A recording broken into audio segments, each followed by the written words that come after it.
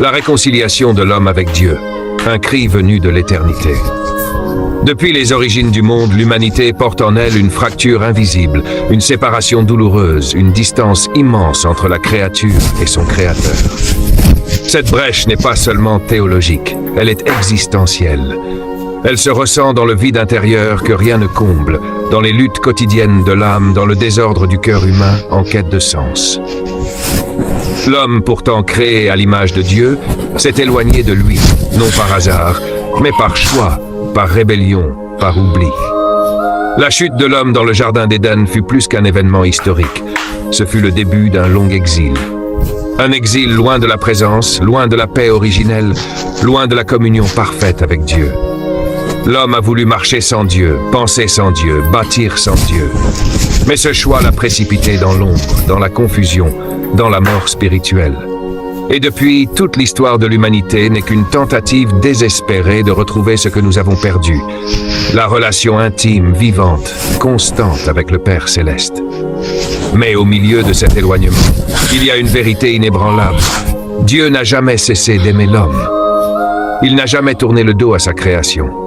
Bien au contraire, il a tracé un chemin de retour, une voie de réconciliation, un pont jeté entre le ciel et la terre, entre la sainteté divine et la misère humaine. Ce pont, c'est Jésus-Christ.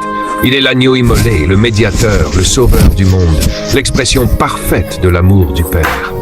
À travers sa vie, sa mort et sa résurrection, Dieu a tendu la main à l'humanité perdue. Il a offert le pardon, la grâce, la paix, la réconciliation. Mais cette réconciliation n'est pas automatique. Elle appelle une réponse. Elle invite à la repentance, à l'humilité, à la foi. Elle commence par un cœur brisé qui reconnaît son besoin de Dieu, qui confesse ses fautes, qui s'abandonne à la miséricorde divine. La réconciliation avec Dieu, ce n'est pas simplement changer de religion ou adopter de nouveaux comportements. C'est une renaissance intérieure, une transformation profonde, une restauration du lien sacré entre le Créateur et sa créature. Dans un monde où les relations humaines se brisent facilement, où le pardon est rare et la division fréquente, la réconciliation avec Dieu demeure l'acte le plus puissant, le plus libérateur, le plus essentiel. Elle redonne à l'homme sa véritable identité, sa dignité perdue, son but éternel. Elle nous réintroduit dans la famille de Dieu, nous réconcilie avec nous-mêmes et nous ouvre les portes d'une paix que rien ni personne ne peut nous enlever. Oui, il est temps de revenir à Dieu. Il est temps de faire la paix avec le Père. Il est temps de laisser tomber les masques, les blessures, les rébellions, pour entrer dans l'étreinte d'un Dieu qui n'attend que notre retour. Car la réconciliation n'est pas une option, elle est notre destinée. Le chemin de la réconciliation entre l'amour de Dieu et le cri de l'homme. La réconciliation entre Dieu et l'homme ne commence pas par l'homme, elle commence par Dieu. Car si cela dépendait de l'homme, la rupture resterait éternelle. L'homme ne peut par lui-même franchir l'abîme qui le sépare de la sainteté divine. Ce fossé est trop profond. Le péché est trop lourd. L'orgueil est trop enraciné. Mais Dieu, dans sa compassion infinie, a pris l'initiative. Il a vu la détresse de l'homme. Il a entendu le silence de ses prières étouffées. Et il a décidé d'agir, non par obligation, mais par amour. Un amour sans condition. Un amour qui dépasse toute compréhension. L'histoire biblique tout entière est un récit de réconciliation progressive. Dieu cherche l'homme, encore et encore. D'Adam à Abraham, de Moïse au prophète, de David à Jean-Baptiste, c'est toujours Dieu qui se rapproche, qui tend la main, qui appelle au retour. Même lorsque l'homme persiste dans l'idolâtrie, dans l'injustice, dans la révolte, Dieu ne renonce pas. Il parle, il avertit, il corrige. Mais il aime toujours. Il espère toujours. Et au temps fixé, il envoie son Fils unique, non pour condamner le monde, mais pour que le monde soit sauvé par lui. Jésus-Christ est le cœur de la réconciliation. Il est le point de rencontre entre le ciel et la terre. Il n'est pas seulement un prophète, un maître, un modèle. Il est l'envoyé, le Messie, l'agneau de Dieu qui ôte le péché du monde. Par sa croix, il a réconcilié les hommes avec Dieu. Il a porté sur lui la colère qui nous était destinée. Il a souffert l'abandon pour que nous retrouvions la communion. Il a été brisé pour que nous soyons restaurés. Et par son sang versé, le mur de séparation a été détruit. Mais la croix n'est pas seulement un symbole, elle est une invitation. Un appel à revenir, un cri lancé à chaque cœur. Reviens à moi, je t'ai tant aimé, je t'ai tant attendu. La réconciliation commence lorsque l'homme entend cet appel et qu'il y répond. Lorsque le cœur, usé par les blessures du passé, s'ouvre de nouveau. Lorsque l'âme, fatiguée de lutter, se dépose aux pieds du Sauveur. Lorsque l'esprit, alourdi par la honte et les fautes, se lève pour croire à la grâce. Et cette grâce, elle est immense. Elle ne tient pas compte de ton passé, ni de ton échec, ni de tes fautes répétées. La grâce de Dieu couvre tout. Elle restaure tout. Elle efface, elle relève, elle renouvelle. Car en Christ, toutes choses deviennent nouvelles. Il n'y a plus de condamnation, il n'y a plus de rejet, il n'y a plus de distance. Le Père ouvre ses bras, il court vers le Fils prodigue, il prépare la fête de la réconciliation. Mais attention, la réconciliation ne se limite pas à un moment d'émotion ou à une simple prière. Elle est un engagement, un changement de direction, une transformation quotidienne. Revenir à Dieu, c'est accepter de le suivre. C'est renoncer à l'indépendance orgueilleuse pour vivre dans l'obéissance joyeuse.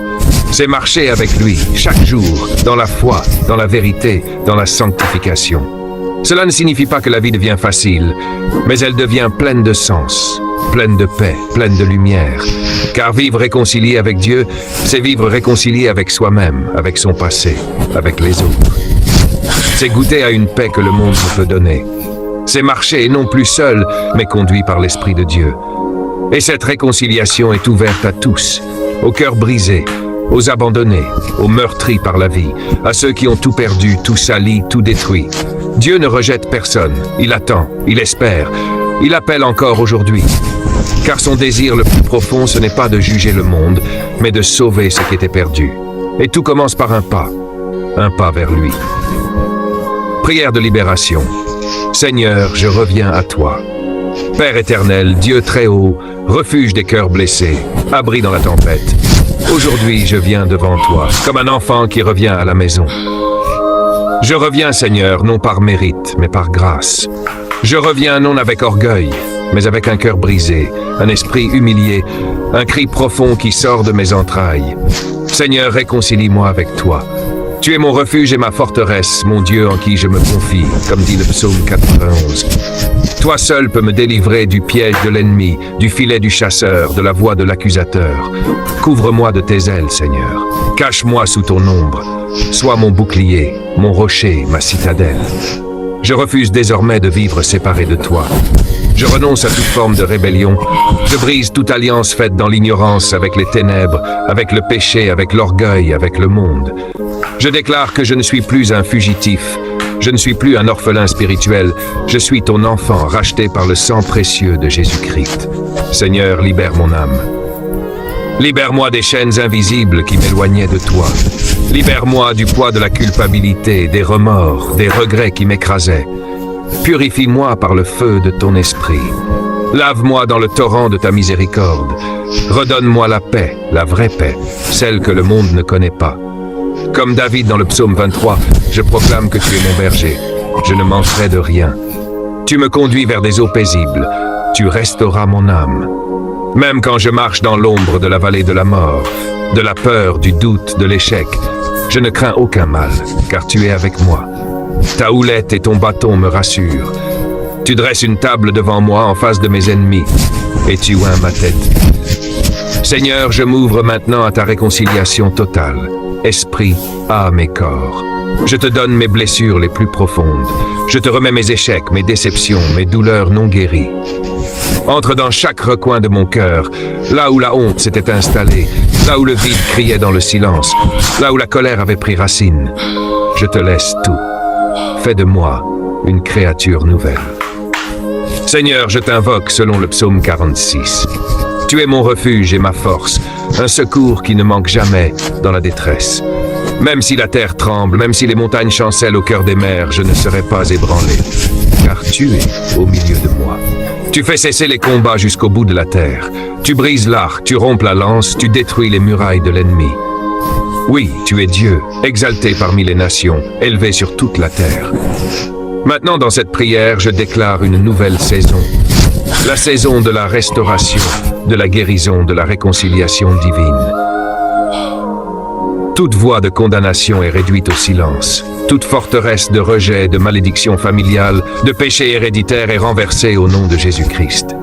Je me lève dans l'autorité du sang de l'agneau. Je proclame que je suis libre. Je suis pardonné. Je suis réconcilié avec Dieu. Et plus jamais je ne retournerai dans l'esclavage. Saint-Esprit, remplis-moi. Habite en moi.